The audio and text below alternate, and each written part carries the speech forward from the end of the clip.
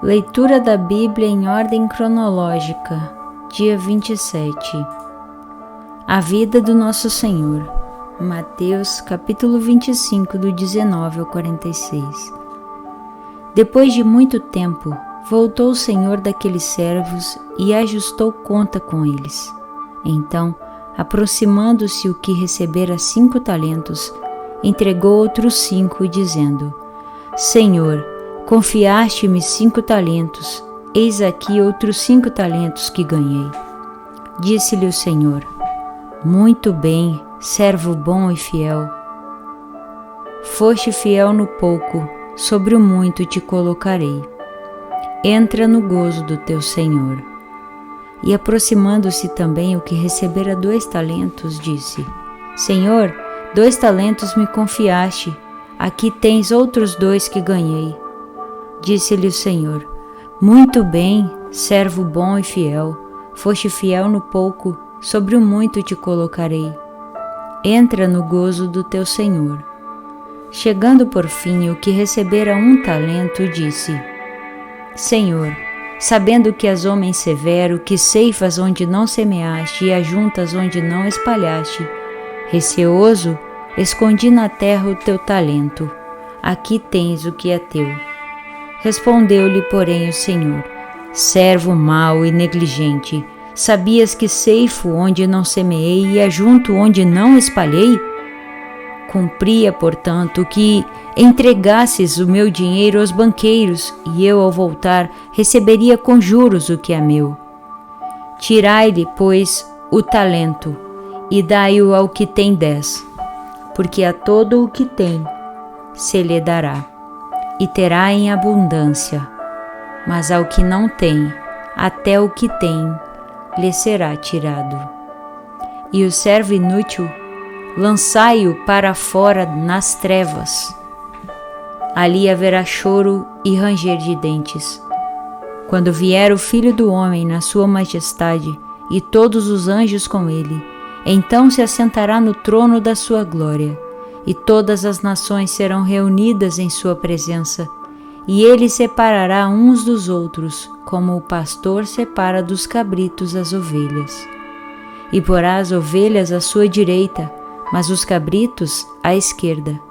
Então dirá o rei aos que estiverem à sua direita: Vinde, benditos de meu Pai, entrai na posse do reino que vos está preparado desde a fundação do mundo.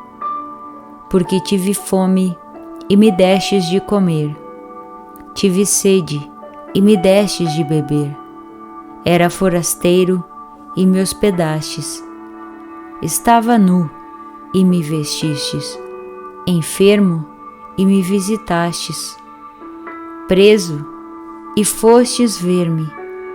Então perguntarão os justos: Senhor, quando foi que te vimos com fome e te demos de comer? Ou com sede e te demos de beber? E quando te vimos forasteiro e te hospedamos? Ou nu e te vestimos? E quando te vimos enfermo ou preso e te fomos visitar? O rei respondendo lhes dirá: Em verdade vos afirmo que sempre que o fizestes a um destes meus pequeninos irmãos, a mim o fizestes. Então o rei dirá também aos que estiverem à sua esquerda: Apartai-vos de mim, malditos, para o fogo eterno, preparado para o diabo e seus anjos. Porque tive fome e não me destes de comer, tive sede e não me destes de beber, sendo forasteiro não me hospedastes, estando nu não me vestistes, achando-me enfermo e preso, não fostes ver-me. E eles lhe perguntarão: Senhor, quando foi que te vimos com fome, com sede, forasteiro, nu, enfermo ou preso e não te assistimos? Então lhes responderá: Em verdade vos digo que, sempre que o deixastes de fazer a um destes mais pequeninos, a mim o deixastes de fazer. E irão estes para o castigo eterno, porém os justos para a vida eterna. Mateus 26, do 1 ao 5. Tendo Jesus acabado todos estes ensinamentos, disse a seus discípulos: Sabeis que daqui a 2 dias celebrar-se-á a Páscoa, e o Filho do Homem será entregue para ser crucificado. Então, os principais sacerdotes e os anciãos do povo se reuniram no palácio do sumo sacerdote chamado Caifás e deliberaram prender Jesus à traição e matá-lo. Mas diziam: não durante a festa, para que não haja tumulto entre o povo. Marcos 14, do 1 ao 2. Dali a 2 dias era a Páscoa e a festa dos pães asmos. E os principais sacerdotes e os escribas procuravam como o prenderiam à traição e o matariam, pois diziam: não durante a festa, para que não haja tumulto entre o povo. Lucas 22, do 1 ao 2. Estava próxima a festa dos pães asmos, chamada Páscoa. Preocupavam-se os principais sacerdotes e os escribas em como tirar a vida a Jesus, porque temiam o povo. Mateus 26, do 6 ao 13. Ora, estando Jesus em Betânia, em casa de Simão, o leproso, aproximou-se dele uma mulher, trazendo um vaso de alabastro cheio de precioso bálsamo, que lhe derramou sobre a cabeça, estando ele à mesa. Vendo isto, indignaram-se os discípulos e disseram: para que este desperdício? Pois esse perfume podia ser vendido por muito dinheiro e dar-se aos pobres. Mas Jesus, sabendo disto, disse-lhes: por que molestais esta mulher? Ela praticou boa ação para comigo. Porque os pobres sempre os tendes convosco, mas a mim nem sempre me tendes. Pois derramando este perfume sobre o meu corpo, ela o fez para o meu sepultamento. Em verdade vos digo, onde for pregado em todo o mundo este evangelho, será também contado o que ela fez para a memória sua. Marcos 14, do 3 ao 9. Estando ele em Betânia, reclinado à mesa, em casa de Simão, o leproso, veio uma mulher trazendo um vaso de alabastro com preciosíssimo perfume de nardo puro, e quebrando o alabastro, derramou o bálsamo sobre a cabeça de Jesus. Indignaram-se alguns entre si e diziam: para que este desperdício de bálsamo? Porque este perfume poderia ser vendido por mais de 300 denários e dar-se aos pobres. E murmuravam contra ela. Mas Jesus disse: deixai-a, por que a molestais? Ela praticou boa ação para comigo, porque os pobres sempre os tendes convosco, e quando quiserdes podeis fazer-lhes bem, mas a mim nem sempre me tendes. Ela fez o que pôde, antecipou-se a ungir-me para a sepultura. Em verdade vos digo, onde for pregado em todo o mundo o evangelho, será também contado o que ela fez para a memória sua. Mateus 26, do 14 ao 16. Então, um dos 12, chamado Judas Iscariotes, indo ter com os principais sacerdotes, propôs: Que me quereis dar? Que me quereis dar? E eu vô-lo entregarei. E pagaram-lhe 30 moedas de prata. E desse momento em diante buscava ele uma boa ocasião para o entregar. Marcos 14, do 10 ao 11. E Judas Iscariotes, um dos 12, foi ter com os principais sacerdotes para lhes entregar Jesus. Eles, ouvindo, alegraram-se e lhe prometeram dinheiro. Nesse meio tempo, buscavam ele uma boa ocasião para o entregar. Lucas 22, do 3 ao 6. Ora, Satanás entrou em Judas, chamado Iscariotes, que era um dos 12. Este foi entender-se com os principais sacerdotes e os capitães sobre como lhes entregaria Jesus. Então eles se alegraram e combinaram em lhe dar dinheiro. Judas concordou e buscava uma boa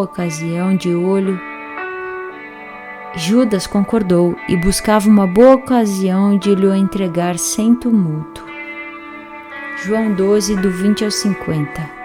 Ora, entre os que subiram para adorar durante a festa, havia alguns gregos. Estes, pois, se dirigiram a Filipe, que era de Betsaida, da Galileia, e lhe rogaram: Senhor, queremos ver Jesus. Filipe foi dizê-lo a André, e André a Filipe, e comunicaram a Jesus. Respondeu-lhes Jesus: É chegada a hora de ser glorificado o Filho do Homem. Em verdade vos digo, se o grão de trigo caindo na terra não morrer, fica ele só, mas se morrer, produz muito fruto. Quem ama a sua vida, perde-a, mas aquele que odeia a sua vida, neste mundo, preservá-la-á para a vida eterna. Quem ama a sua vida, perde-a, mas aquele que odeia a sua vida neste mundo, preservá-la-á para a vida eterna. Se alguém me serve, siga-me, e onde eu estou, ali estará também o meu servo. E se alguém me servir, o Pai o honrará. Agora está angustiada a minha alma. O que direi eu? Pai, salva-me desta hora. Mas precisamos, com este propósito, vir para esta hora. Pai, glorifica o teu nome. Então veio uma voz do céu: Eu já o glorifiquei e ainda o glorificarei. A multidão, pois, que ali estava, tendo ouvido a voz, dizia ter havido um trovão. Outros diziam: Foi um anjo que lhe falou. Então explicou Jesus: Não foi por mim que veio esta voz, e sim por vossa causa. Chegou o momento de ser julgado este mundo, e agora o seu príncipe será expulso. E eu, quando for levantado da terra, atrairei todos a mim mesmo. Então explicou Jesus: Não foi por mim que veio esta voz, e sim por vossa causa. Chegou o momento de ser julgado este mundo, e agora o seu príncipe será expulso. E eu, quando for levantado da terra, atrairei todos a mim mesmo. Isto dizia, significando de que gênero de morte estava para morrer. Replicou-lhe, pois, a multidão: Nós temos ouvido da lei que o Cristo permanece para sempre. E como dizes tu ser necessário que o Filho do Homem seja levantado? Quem é esse Filho do Homem? Respondeu-lhes Jesus: Ainda por um pouco a luz está convosco. Andai enquanto tendes a luz, para que as trevas não vos espalhem. E quem anda nas trevas não sabe para onde vai. Enquanto tendes luz, crede na luz, para que vos torneis filhos da luz. Jesus disse estas coisas e, retirando-se, ocultou-se deles. E, embora tivesse feito tantos sinais na sua presença, não creram nele, para se cumprir a palavra do profeta Isaías, que diz: Senhor, quem creu em nossa pregação? E a quem foi revelado o braço do Senhor? Por isso não podiam crer, porque Isaías disse ainda: Cegou-lhes os olhos e endureceu-lhes o coração, para que não vejam com os olhos, nem entendam com o coração, e se convertam e sejam por mim curados. Isto disse Isaías, porque viu a glória dele e falou a seu respeito. Contudo, muitos dentre as próprias autoridades creram nele, mas por causa dos fariseus não o confessavam, para não serem expulsos da sinagoga. Porque amaram mais a glória dos homens do que a glória de Deus. E Jesus clamou, dizendo: Quem crê em mim, não em mim, mas naquele que me enviou. E quem me vê a mim, vê aquele que me enviou. Eu vim como luz para o mundo, a fim de que todo aquele que crê em mim não pereça nas trevas. Se alguém ouvir as minhas palavras e não as guardar, eu não o julgo, porque eu não vim para julgar o mundo, e sim para salvá-lo. Quem me rejeita e não recebe as minhas palavras, tem quem o julgue. A própria palavra que tenho proferido, essa o julgará no último dia. Porque eu não tenho falado por mim mesmo, mas o Pai que me enviou, esse tem me prescrito o que dizer e o que anunciar. Porque eu não tenho falado por mim mesmo, mas o Pai que me enviou, esse me tem prescrito o que dizer e o que anunciar. E sei que o seu mandamento é a vida eterna. As coisas, pois, que eu falo, como o Pai me tem dito, assim falo.